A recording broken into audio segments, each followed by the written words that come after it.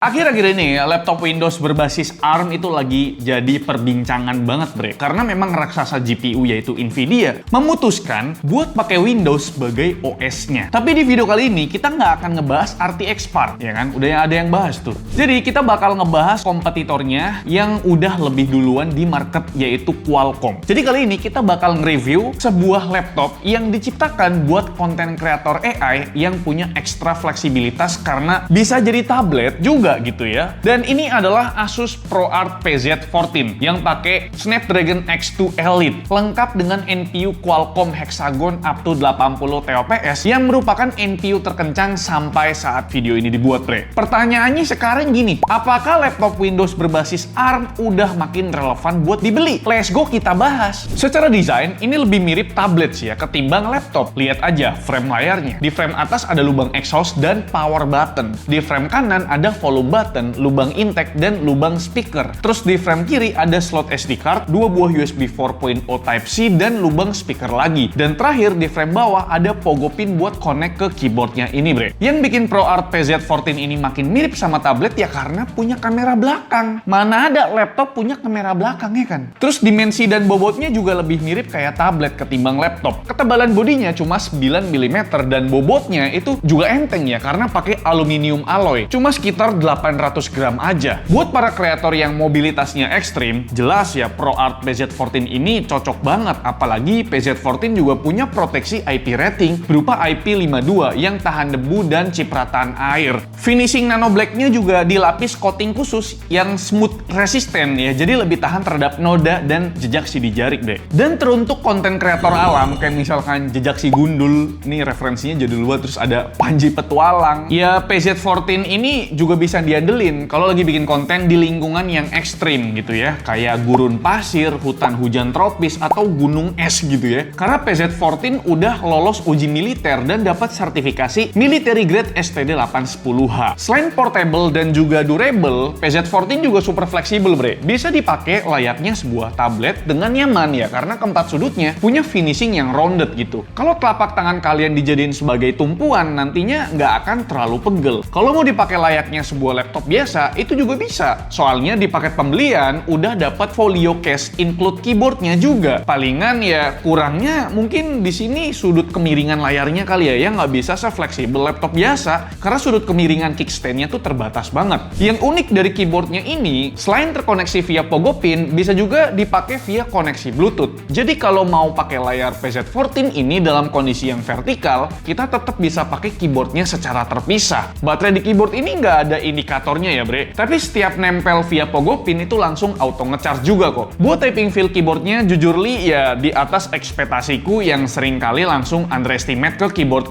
portable. Keyboard yang biasa ada di tablet-tablet gitulah. Ternyata bre, ya typing feel di sini enak juga ya. Tactile-nya berasa. Titik aktuasinya juga nggak cetek ya, nggak cetak gitu ya. Minusnya ya di sini nggak ada backlit aja sih ya. Soal touchpad-nya ukurannya cukup luas di 6 inci dengan tipikal surface cenderung licin dan support smart gesture bawaan Windows. Buat material wireless dan keseluruhan keyboardnya udah dilapis coating yang smooth resistant juga. Jadi lebih tahan terhadap noda kalau misal ya kena air atau ketumpahan makanan. Nggak ketinggalan, PZ14 ini juga dibekali Asus Pen 3.0 buat dipakai jadi controller ataupun buat menuangkan kreativitas kalian ya. Desainnya ya senada dengan unit PZ14 yang minimalis. Ujung pennya ini bisa diganti kalau udah aus ya. Terus ada side button sama shortcut button yang bisa di-customize fungsinya buat ya apa aja gitu. Soal baterainya nggak ada indikator juga ya, sisa baterainya tuh tinggal berapa persen gitu, sama kayak keyboardnya tadi. Tapi tenang aja bre, karena memang ini udah support magnetik ya, tinggal tempelin aja ke belakang unit PZ14 yang ada di area magnetiknya. Langsung auto ngecharge. Kalian juga nggak usah khawatir kalau misalkan Asus Pen ini bakal hilang-hilangan. Soalnya di folio case ini ada wadah khusus biar kalau nggak sengaja lepas dari magnet, Asus Pen-nya tuh nggak akan jatuh. Terus ada juga charging dock yang udah pakai interface USB Type-C begini yang bisa kalian pakai buat nyimpen Asus Pen-nya kalau lagi nggak pakai folio case-nya. Kalau buat gambaran soal experience-nya kayak gimana, ini rasanya premium ya. Rasa premium tuh kayak gimana ya bang ya? Ya juga ya rasanya. Oh mungkin kita jelasin ya. Kalian harus cobain sendiri ya. Terus rasain gimana nikmatnya fitur haptic feedback di Asus Pen ini. Ya nggak kayak pena yang ada di tablet-tablet Android gitu lah bre. Terus selain kenikmatan haptic feedback tadi, itu ada kenikmatan lainnya berupa brass sound alias suara goresan pensil pensil yang experience-nya tuh bener-bener kayak nulis di atas kertas.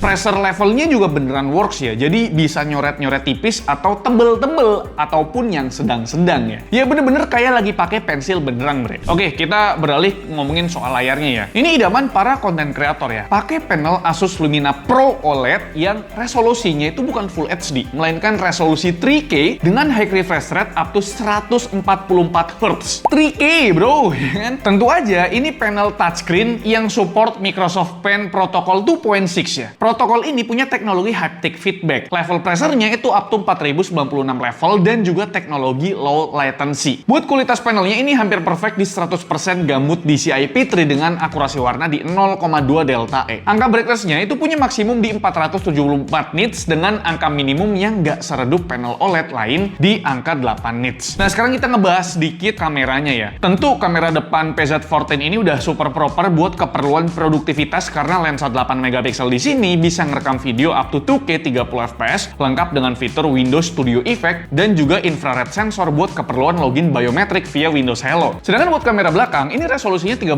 megapiksel dengan kemampuan perekaman video up to 4K 30 fps. Well, hola. Ini adalah hasil webcam dari Asus Pro RPZ14 yang pakai Snapdragon X2. Dan ini adalah webcam kamera depannya karena benar bahwa laptop ini ada kamera belakangnya.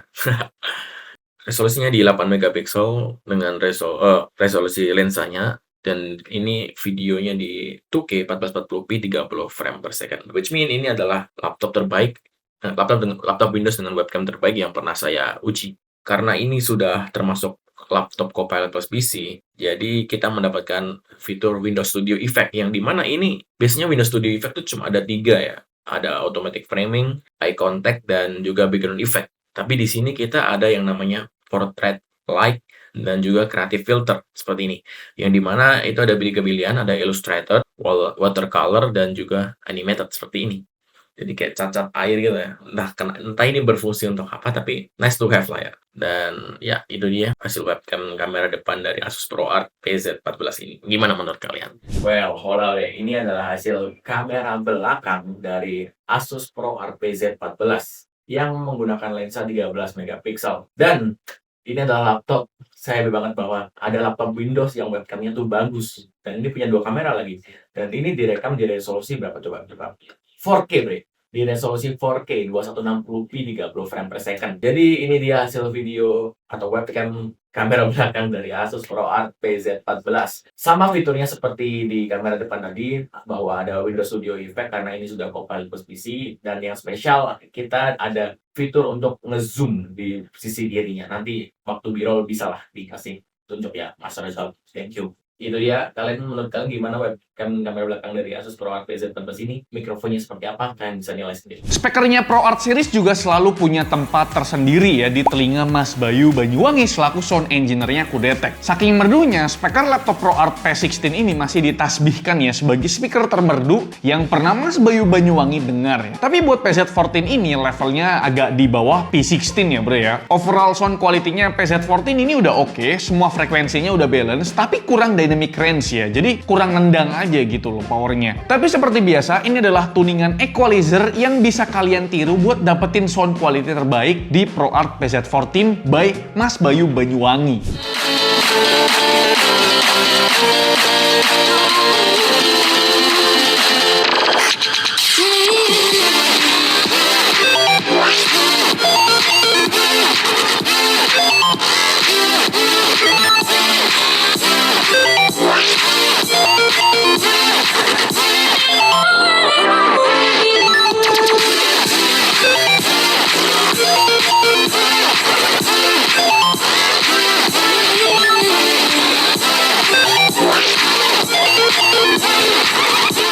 Oke, sekarang kita beralih ke bagian spesifikasi ya. SoC Snapdragon X2 Elite di ProArt PZ14 ini punya total 18 core. Dan yang unik dari Qualcomm divisi Windows, arsitektur Big Little mereka agak berbeda ya dari arsitektur performance dan efisiensi core yang ada di Intel ataupun AMD. 18 core di sini terbagi jadi 12 prime core up to 4,7 GHz dan 6 performance core up to 3,4 GHz. Kayaknya cuma beda penamaan doang kali ya. Kalau buat storage-nya itu dapat M.2 NVMe generasi keempat, kapasitasnya udah gede di 1 TB. Sedangkan soal memori atau RAM-nya lagi-lagi di arsitektur ARM, transfer speed-nya itu makin kenceng dari X86. Di Snapdragon X2 series, transfer speed memorinya itu bisa up to 9523 MB transfer per second. Nah, kapasitas RAM di PZ14 ini ada di 32 GB LPDDR5X. Udah mulai kebayangkan bakal sekenceng apa GPU Adreno X2 90-nya. Tapi jangan berharap banyak dulu ya, Bre ya. Kita lihat dulu seberapa kenceng performance si prosesornya. Kalau berdasarkan Cinebench R23, jujur li angkanya nggak sekenceng bayanganku ya. Single core-nya di 1348 poin dan multi-core-nya ada di 11 ribuan poin. Ya, ini tuh sedikit lebih kenceng lah dari Ryzen AI 7 445, Bre. Buat graphics core di 3D Mark Firestone, kalau di-compare sama Adreno X1 mah jauh banget ya. Ini tuh setara sama Radeon 880M-nya si Ryzen AI 9 365, Bre. Udah terbilang kenceng sih ya. Kita lanjut ke performa NPU Hexagon-nya. Seperti biasa kita tes buat generate text di LM Studio dan generate image di Amuse. Hasilnya pas lagi generate text pakai model Gamma 1 Billion itu masih dapat 26 token per second, sedangkan buat generate image pakai model Stable Diffusion XL dengan image size 512 x 512 pixel itu butuh waktu sekitar 4,3 detik buat generate per gambarnya. Performa generate image-nya sih udah setara sama kayak RTX 4050 kali ya. Tapi buat performa generate text-nya ya masih so-so aja, masih biasa aja. Kita juga lakukan render test video pakai Premiere Pro 2026 yang udah jalan secara smooth di Windows berbasis ARM. Jujur, proses scrubbing-nya di video dengan resolusi 1080p itu masih cukup smooth ya. Tapi entah kenapa render time-nya tuh masih belum menyenangkan. Kalau untuk urusan render memang ini urusannya GPU, Bre, bukan urusannya si prosesor. Video 1080p durasinya 1 menit, render time-nya tuh butuh waktu sekitar 52 detik, yang berarti ya masih kurang worth it ya, walaupun udah lebih kencang dari performanya Adreno X1. Ya saran dari aku kalau memang mau ngedit video, kalian bisa pakai CapCut ya, Capculacay aja ya, karena udah jauh lebih optimize di arsitektur ARM. Lihat aja nih, Bre, render video 1080p durasinya 10 menit video itu kelar dalam waktu 1 menit aja. Udah kenceng banget itulah. Kalau buat gaming, jujur li Adreno X2 sekarang performanya udah improve banyak ya dari Adreno X1. Di sini main Black Myth Wukong di preset low itu masih dapat 35 fps. Main Cyberpunk di 1080p pakai settingan low to medium ditambah ray tracing-nya aktif masih dapat rata-rata di 43 fps. Terus di Hogwarts Legacy preset rata kiri itu masih tembus 45 fps, dan terakhir buat main game CS2 mode kompetitif masih enjoy ya di hampir mendekati 100 fps rata-ratanya. Tapi memang buat beberapa game yang sistem anti-cheat-nya masih belum compatible kayak Valorant itu tetap nggak bisa dites di PZ14 ini. Ya karena masih ARM kali ya. Gimana soal performa prosesor ARM terbaru di Windows ini? Apakah kalian puas? Soal suhu itu nggak disebut jelas ya gimana cooling sistemnya. Pas kita stress test selama 10 menit di Cinebench R23, suhu berdasarkan sensor tuh masih terbilang adem ya. Mentok-mentoknya cuma di 62 derajat Celcius aja dengan TDP up to 41 watt. Ini adem banget sih ya. Kita juga ada rekam pakai kamera thermal ya. Hasilnya panasnya tuh tersebar di area atas dengan titik hotspot mendekati 44 derajat Celcius yang buatku pribadi masih di bawah batas wajar. Tinggal dipasangin folio case aja pasti cuma anget-anget tipis, Bre. Nah, soal baterai gimana, Bang? Ini kan pakai ARM gitu ya, Snapdragon, harusnya baterainya irit nggak sih? Ya, jujur li aku cukup kecewa ya. Soalnya kapasitas yang dikasih tuh lumayan gede di 75 watt hours. Tapi berdasarkan pengujian kami itu bisa bertahan kurang dari 14 jam aja. Ya, itu sebenarnya udah awet ya. Tapi ya masih kecewa. Aku kira bisa sampai 16 atau ya 18 jam gitu. Coba kita compare sama ZenBook A14 2 tahun yang lalu yang pakai Snapdragon X1 dan baterainya cuma 48 watt hours. Baterai life-nya nggak jauh beda sama PZ14 ini, Bre. Kita coba streaming YouTube selama 1 jam, baterai drainnya tuh lumayan deres ya, berkurang sekitar 18%. Ya boros nggak? Ya menurutku sih itu boros ya. Dan soal charger itu dapat adapter 68 watt yang pas kita coba nge-charge dari 25% sampai full itu butuh waktu sekitar 1 jam 20 menit. Ya lumayan kenceng sih karena kapasitasnya 75 watt hours tadi. Nah, soal fitur-fitur pendukungnya, koneksi wireless-nya udah feature proof karena udah support Wi-Fi 7 dan Bluetooth versi 6 ya. Terus buat utilitas apps-nya selain ada My Asus, ada juga ProArt Creator Hub ya yang lebih customable terutama buat buat hal yang berkaitan dengan warna ya, karena ada fitur color control dan color management. Ada juga aplikasi Asus eksklusif kayak misalkan Mastery yang bisa generate image secara lokal, terus ada Story Cube buat manajemen file multimedia kayak audio, foto, video dengan bantuan AI. Nantinya file-file tadi itu bisa langsung terkategori secara otomatis berdasarkan waktu, lokasi, pengenalan wajah, bahkan scene pada background. Dan di ProArt PZ14 ini, Story Cube-nya tuh dapat gratis berlangganan GoPro Premium Plus selama 6 bulan.